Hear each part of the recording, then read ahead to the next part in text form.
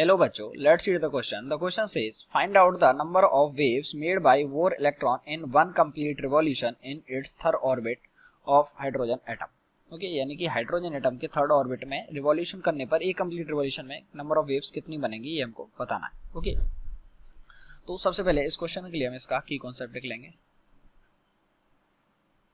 की कॉन्सेप्ट हो जाएगा इसका फ्रीक्वेंसी ऑफ एटम.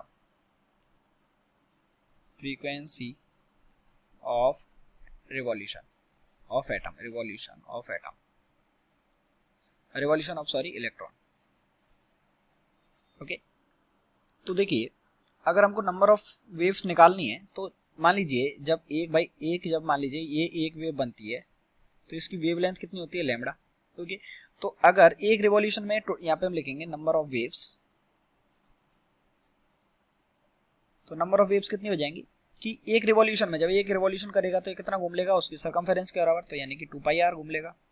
और एक वेव की लेंथ जो है वो कितनी है लैम्डा, तो 2 पाई आर को अगर हम लैम्डा से डिवाइड कर देंगे तो यहाँ पे क्या आ जाएगी नंबर ऑफ वेव्स आ जाएंगी. एंड वी नो दैट कि